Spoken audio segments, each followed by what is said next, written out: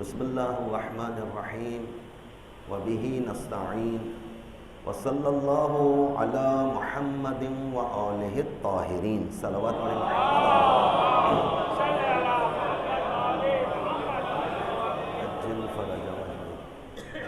ماہ رمضان المبارک کے جو روزے پروردگار عالم نے فرض کیے ہیں، واجب کر دیا ہے، لازم کر دیا ہے کہ رکھنا ہی ہے، رکھنا ہی ہے، کسی طور پر بھی گنجائش نہیں ہے، اور اگر نہیں رکھا ہے تو فدیہ دینا ہے۔ اب فدیے کی بھی بارے میں یہ نہیں ہے کہ فدیہ دے کر اس روزے سے جان چھٹ گئی، نہیں، فدیے کے بعد بھی جس وقت بھی طبیعت بحال ہو جائے، جسم میں طاقت آ جائے، روزہ رکھنا ہے، پھر روزہ رکھنا ہے۔ روزہ کون نہیں رکھے گا؟ کہ روزہ وہ شخص نہیں رکھ سکتا جو بہت زیادہ ضعیف ہو گیا ہے، بہت بوڑھا ہو گیا ہے، چلنے کی طاقت نہیں ہے، بولنے کی طاقت نہیں ہے، یا اتنا مریض ہے کہ اگر اس نے دوا نہ کھائی تو ہلاکت کا خدشہ ہے، یہ شخص روزہ نہیں رکھ رہا ہے۔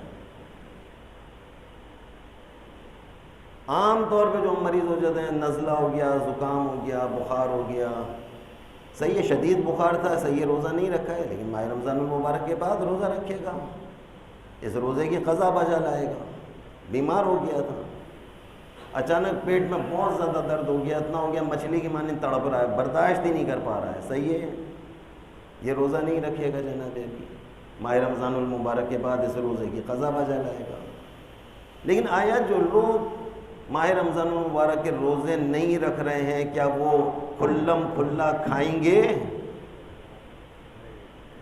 کھلم کھلا پئیں گے؟ مثلا بعض بچیاں ہیں جن پر شریعت نے چند دنوں کے لیے روزہ اور نماز میں وقفہ دے دیا ہے، سمجھ رہے ہیں نا میری بات کو؟ بعض بچیاں، بعض مومنات ایسی ہیں کہ جن کو وہ روزہ نہیں رکھ سکتی ہے، اس حالت میں وہ اس حالت میں نماز نہیں پڑھ سکتی ہے، صحیح ہے، لیکن کیا اس حالت میں وہ گھر میں سب کے سامنے کھانا پینا کرے گی، کھلم کھلا کرے گی، یا پیٹ بھر کر کھائے گی؟ یہ بھی ایک مسئلہ ہے۔ آیا پیٹ بھر کے بھی کھا سکتی ہے کہ نہیں؟ کہ نہیں، بہت زیادہ ثواب ہے، بہت زیادہ فضیلت ہے کہ ان ایام میں جب ماہ رمضان المبارک بھی ہو اور وہ حالت نجاست میں ہے تو ایسی صورت میں وہ کم سے کم کھائے گی، لیکن اتنا کھا لے جو اس کا پیٹ تھوڑا سا بھر جائے اور باقی یہ دوسرے روزے داروں کا ساتھ دے گی۔ یعنی عام حالات میں اگر اس کو 8 گلاس پانی پینا تھا، اب یہ 4 گلاس پانی پی لے، ثواب تو لے لے۔ کبھی سنا ہے یہ بات یا نہیں سنی؟ گردن ہلانا پڑے گی، گردن میں ہلواؤں گا جناب علی، کل کو نہ کہیے گا روزے قیام ہمیں تو کسی نے بتایا ہی نہیں، یہ مولوی تو پتہ نہیں کیا کرتے پھر رہے ہیں، یہ تو ہمیں بتاتے ہی نہیں۔ اب میں بتا رہا ہوں آپ کو، میں تو آپ کو بتا رہا ہوں جناب علی۔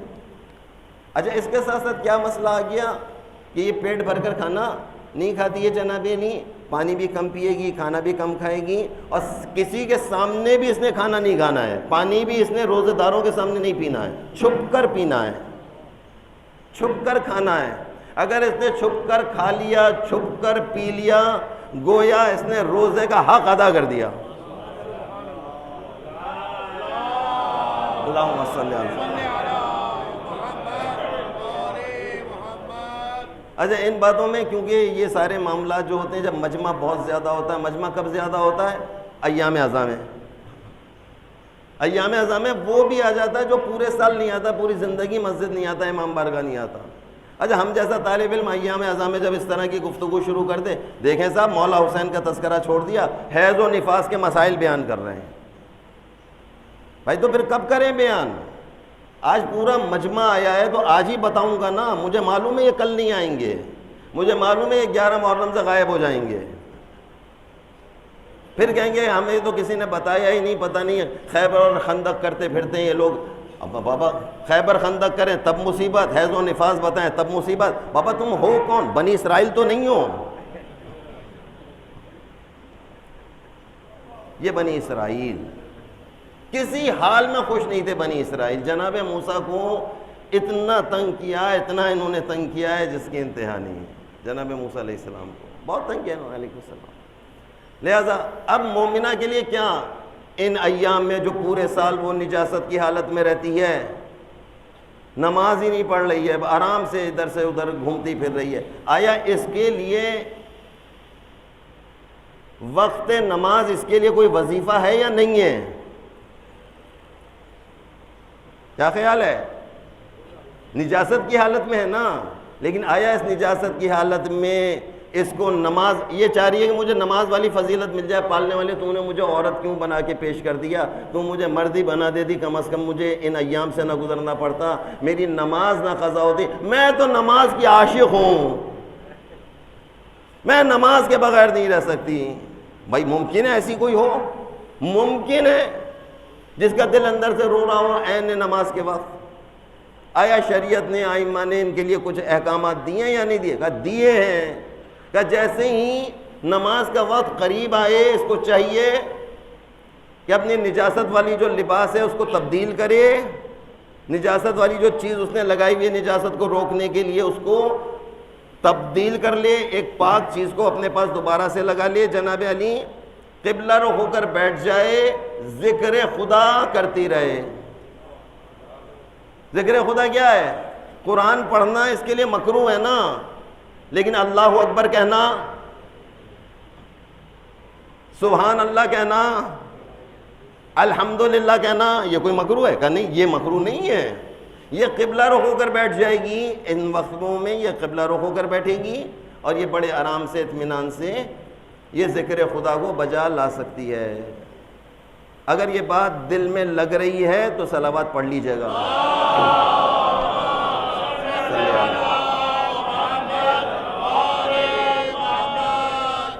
سنا تھا یہ مسئلہ پہلے کبھی؟ جی جناب، سنا تھا یا نہیں سنا تھا؟ یہ بتائیں۔ نہیں میں تو سن کے جاؤں گا، بتائیں مجھے۔ جیسے بچے نہیں کر رہے ہوتے ایسے میں آپ سے اقرار لے رہا ہوں۔ یہ مسائل ہے، کہاں لکھے ہوئے؟ یہیں لکھے ہوئے، کتابوں میں لکھے ہوئے، ہر ایک ایک چیز کو بیان کیا گیا ہے تاکہ گھر کا نظام جو ہے وہ کسی طور پر بھی تبدیل نہ ہو، فرشتوں کا آنا جانا لگا رہے۔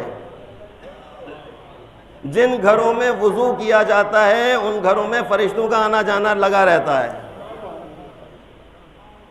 جن گھروں میں قرآن پاک کی تلاوت کی جاتی ہے وہاں پر فرشتے آنا جانا کرتے رہتے ہیں۔ جن گھروں میں نجاست طہارت کا خیال رکھا جاتا ہے ملائکہ کا آنا جانا مسلسل لگا رہتا ہے۔ جن گھروں میں کتے کو پالا جاتا ہے ان گھروں سے ملائکہ نہیں آتے۔ یہ ہے یا نہیں ہے؟ جس گھر میں کتے کو پالا جائے اس گھر میں ملائکہ نہیں آتے۔ اور جس گھر میں عورت پردے کی قائل نہ ہو، نہ محرموں سے پردہ نہ کرتی ہو، اس گھر میں بھی فرشتے نہیں آتے۔ اس کا کیا مطلب ہوا؟ بے پردہ =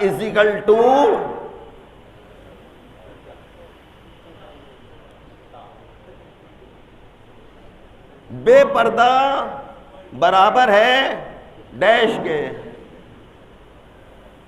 معاملہ سخت ہے بھائی، لکھا ہے، بیان کیا گیا ہے اس چیز کو۔ اتنے سخت الفاظ کیوں کہہ دیے؟ وہاں پہ انہوں نے نہیں کہا کہ یہ ایسی ہے یا ویسی ہے، کہا بس جس گھر میں بے پردہ خاتون رہتی۔ بے پردہ خاتون سے مراد کیا ہے؟ باہر جاتے وقت چادر لے لیتی ہے، گھر میں ماموزات خالازات کوئی بھی آئے بڑے آرام سے پھرتی رہتی ہے، یہ بے پردہ ہے۔ یہ اپنے گھر کی چار دیواری میں بھی بے پردہ ہے، اپنے گھر کی چار دیواری میں بے پردہ۔ باہر نکلتے وقت یہ چادر اوڑھ کر نکلتی ہے، پوری چادر پہن کر باہر جاتی ہے، لیکن جیسے ہی گھر کی ڈیوڑی میں قدم آتا ہے چادر یہ گئی ادھر۔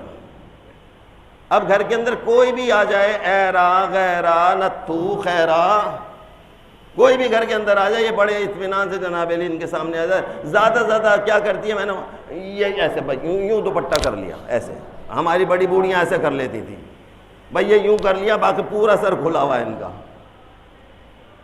پورا جسم ان کا نمایاں، باقی ایک ایک چیز. یہ بے پردہ ہے. ہمیں جو ڈنڈے پڑیں گے، ہم امامے والے کو جو ڈنڈا پڑے گا، ہم امامے ابا پہننے والے کو جو ڈنڈا پڑے گا، وہ اسی لیے پڑے گا کہ تمہیں سب معلوم تھا، تم نے انہیں کیوں نہیں بتایا، تم نے ان کی رہنمائی کیوں نہیں کی. میں گاؤں پالنے والے میں نے اس لیے نہیں کی کہ ٹرسٹ مجھے نکال نہ دے. میں ٹرسٹی سے بہت ڈرتا تھا. پالنے والے میں نے ان کی رہنمائی اس لیے نہیں کی کہ یہ مجھے سویم کی مجلس نہیں دیں گے، یہ مجھ سے 40واں نہیں پڑھوائیں گے.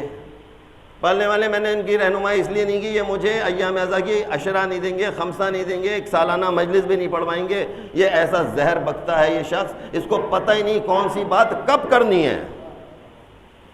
اور ماشاءاللہ، اور نیچے بیٹھنے والا مجمع اتنا عالم ہے کہ اسے معلوم ہے کہ کون سی بات کب کرنی چاہیے. ان کو یہ بھی نہیں پتا بیچارے کو کہ کون سی بات کب میاں موقع محل تو دیکھ لیتے قبلہ، یعنی قبلہ کو معلوم ہی نہیں. ہم کو قبلہ کیوں کہا جاتا ہے؟ کیونکہ جس کی جانب رخ کیا جائے وہی قبلہ ہوتا ہے. مشکل ہو گئی ہے نا بات، ہضم نہیں ہو رہا،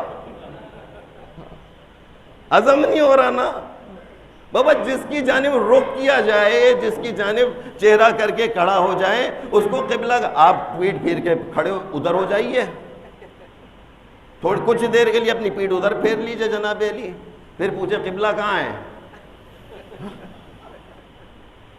ہم تو صرف لفظوں کی ایک بات آپ سے کر رہے تھے، آپ نے تو منہ بنا لیا. ایک صلوات پڑھ لیجئے محمد آل محمد.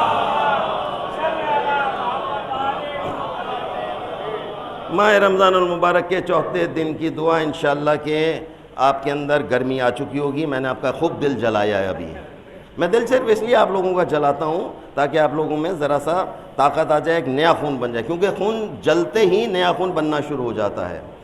ماہ رمضان المبارک کے چوتھے دن کی دعا. بسم اللہ الرحمن الرحیم. اللہم قولی فیہ علی اقامت امریکہ. امریکہ ہے، امریکہ نہیں ہے. غور فرمائیے، امریکہ نہیں ہے، امریکہ ہے. امریکہ جو تیرا حکم ہے، تیرا حکم ہے، امریکہ جو تو نے امر کیا ہے، امریکہ نہیں ہے. تو بعض اوقات ہم اردو اسپیکنگ جو ہے کہیں سے کہیں پہنچ جاتے ہیں، لیکن بس میں کیا کروں، مجھے کہیں نہ کہیں سے کوئی نہ کوئی لفظ مل جاتا ہے اچانک سے. جی ہاں، وہ بھی کیا کہتا ہے. یہ بھی مولانا نے بڑا زبردست نقطہ لگایا ہے. وہ کہتے ہیں جو وہ حکم دے دیں امریکہ،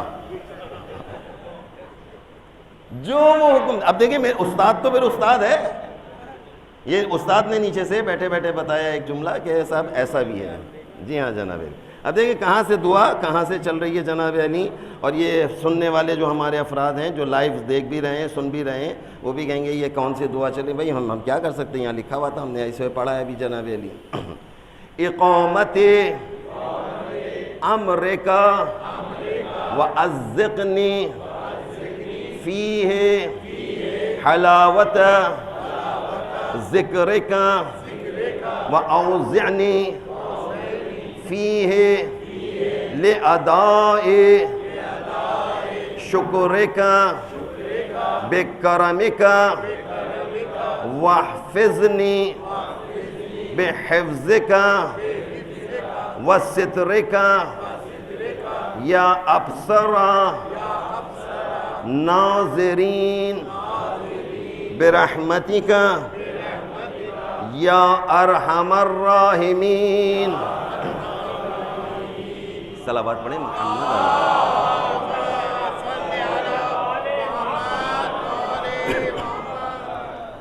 وجل فرجهم اجمعین.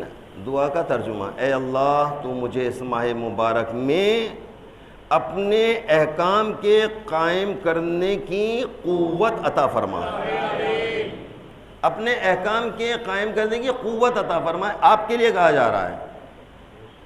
اب یہ معاملہ سے مجھ تک محدود نہیں رہا، بلکہ 4 رمضان المبارک میں آپ کو بھی انہوں نے مبلغ بنا دیا ہے۔ اب آپ بھی مبلغ ہیں، آپ کے لیے کہا جا رہا ہے احکام الہی کو بیان کرنے کی قوت عطا فرما۔ آج آپ لوگ جب اپنے اپنے گھر جائیں گے 2 احکام آپ نے بیان کرنے ہیں، 2 احکام۔ وہ کیا کیا 2 احکام ہیں؟ یعنی جو چھوٹے چھوٹے گھر میں بچے بچیاں آپ کو نظر آئیں گی نا اپنے گھر میں، ان کو آپ نے جمع کرنا ہے اور پیار محبت سے ان کو بتانا ہے، بیٹے دیکھو تمہارا روزہ نہیں ہے نا، لیکن ماہ رمضان میں تمہیں بہت زیادہ روزہ رکھنا ہے، تمہارا دل چاہ رہا ہے کہ اللہ میاں ابھی آپ کو کوئی گفٹ دیں، اللہ میاں آپ کے لیے کوئی تحفہ پیش کریں، اللہ کے تم بہترین سے دوست بنیں، دیکھو چھپ کر پانی پی لو۔ دادا کے سامنے پانی نہیں پیتے، نانا کے سامنے پانی نہیں پیتے، تمہیں پیاس لگ رہی ہے نا وہاں چھپ کر پی لو، دیکھو تمہیں کتنا ثواب ملے گا۔ اچھا میرے بچے آ میرے پاس آ کے چھپ جاؤ، ان سے محبت کیجئے، کھیل کھیل میں ان کو احکام سکھائیے، کھیل کھیل میں ان کو احکام سکھا دیے۔ آپ نے ایک حکم کیسے سکھا دیا؟ بیٹے چھپ کر پانی پینا ہے، بھوک لگ رہی ہے میرا بچہ کھا لے، کوئی نہیں دیکھ رہا ایسے، بھائی یوں کر کے اس کو چھپا دو تاکہ اسے احساس ہو کہ دادا نے کبھی اس طریقے سے نہیں کہا، نانا نے کبھی اس طریقے سے نہیں کہا۔ آج کوئی خاص بات ہے جو نانا کہہ رہے چھپا کر اسے کھلاؤ، چھپا کر اسے پلاؤ۔ اب یہ بڑے بھی سن رہے ہیں، اب یہ بڑے کے اس کان میں بھی وہ بات چلی گئی کہ جس کو روزہ نہیں رکھنا تھا وہ کھا پی رہی تھی، اگر اس میں عقل اور شعور ہے وہ سمجھ جائے گی اپنے مقام پر کہ مجھے بھی سنایا جا رہا ہے، پیار سے محبت ہے، لیکن بڑوں کی جانب آپ نے نگاہ اٹھا کر بھی نہیں دیکھنا، اسے تو دیکھیے گا بھی مت ورنہ یہ دشمن ہو جائے گی، بڑی خطرناک شے ہے یہ، اس کی طرف تو دیکھیے۔ بچے کو سمجھانا ہے، دیکھو چھپ کر کھاتے ہیں، چھپ کر پی لیتے ہیں، یہ آپ نے ایک احکام کو بیان کیا ہے، اور اسی طریقے سے آپ نے اس والے احکام کو بھی کسی اچھے انداز سے بیان کیجیے گا۔ میرے پاس وہ سلیقہ نہیں ہے الفاظ کا، جو سلیقہ آپ کو اللہ تعالیٰ نے عطا فرمایا ہے۔ پالنے والے اس ماہ مبارک میں مجھے اپنے ذکر کی مٹھاس عطا فرما، ذکر کی مٹھاس۔ اگر یہ ذکر کی مٹھاس مل جائے، قرآن پاک پڑھنے کی مٹھاس حاصل ہو جائے، سمجھ لیں دعا قبول ہو گئی، دعا قبول ہو گئی۔ آج آئیں قرآن مجید کو اٹھائیں، زبردستی اٹھائیں، کسی بھی طریقے سے اٹھائیں، کھول لیجئے، ایک آیت، فقط ایک آیت پڑھیے، اس کا ترجمہ پڑھیں اور اس کو سمجھنے کی کوشش کریں۔ کم کھائیں لیکن بہت چبا چبا کر کھائیں۔ یہ چبا چبا کر کھانے کا کیا مطلب ہے؟ نوالا جب بھی کھائیں خوب چبا چبا، تاکہ جلدی ہضم ہو جائے، ایسا قرآن پڑھیں جو سمجھ آ جائے۔ اس طریقے سے قرآن پاک کی تلاوت کر لیجئے اس ماہ مبارک میں، ایک آیت کو سمجھنے کی کوشش کریں، اس کے اردو ترجمے کو سمجھنے کی کوشش کر لیجئے انشاءاللہ۔ پالنے والے اس ماہ مبارک میں مجھے اپنے ذکر کی مٹھاس عنایت فرما، اور اس ماہ مبارک میں مجھے شکر گزاری کے لیے شکر گزاری کیا ہے؟ بار بار کہتے رہیے شکرن للہ، شکرن للہ، شکرن للہ۔ پالنے والے تو نے مجھے مال دنیا نہیں دیا تو کیا ہوا؟ تو نے مجھے صحت عطا کی ہے۔ تو نے مجھے مال دنیا نہیں دیا تو کیا ہوا؟ تو نے مجھے پاؤں دیے ہیں، میں بے ساکی کے بغیر چل سکتا ہوں۔ تو نے مجھے آنکھیں دی ہیں، میں بغیر کسی سہارے کے مسجد اور اپنے سارے امور کو انجام دے سکتا ہوں۔ کتنی بڑی نعمت ہے یہ، بس لہٰذا کہا کہ شکر گزاری کی توفیق عنایت فرما، اور اس ماہ مبارک میں مجھے محفوظ فرما، میری حفاظت فرما۔ پالنے والے اس ماہ مبارک میں میری حفاظت فرما، کس چیز سے؟ پردہ پوشی، پردہ پوشی۔ میرے جتنے عیب ہیں پالنے والے تو نے ویسے ہی تو چھپائے رکھے، اور چھپا لے، اور چھپا لے۔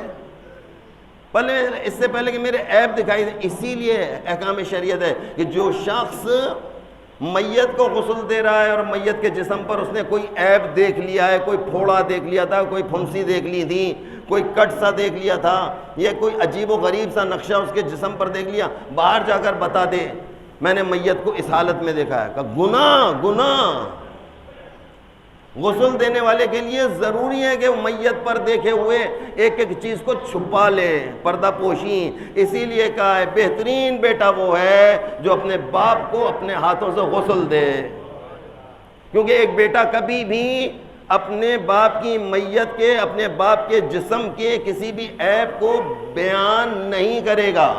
بیٹا ہے نا، بیٹی ہے، کبھی بھی اپنی ماں کو غسل میت دیتے ہوئے بیان نہیں کرے گی میں نے ماں کے جسم پر ایسی چیز کو دیکھا ہے۔ پردہ پوشی اللہ تعالیٰ جب پردہ پوشی کر سکتا ہے، میں اور آپ کیوں نہیں کریں گے؟ ہمیں اور آپ کو بھی پردہ پوشی کا اس ماہ مبارک میں پالنے والے پردہ پوشی کی توفیق عنایت فرما۔ اور اس کے بعد کیا ہے آخری جملہ آج کی دعا کا، یا ابصر الناظرین، اے سب سے زیادہ دیکھ بھال کرنے والے۔ کتنا پیارا جملہ ہے یہ، دیکھ بھال کرنے والے۔ دیکھ بھال کون کرتا ہے؟ ماں دیکھ بھال کر رہی ہوتی ہے، باپ دیکھ بھال کر رہا ہوتا ہے۔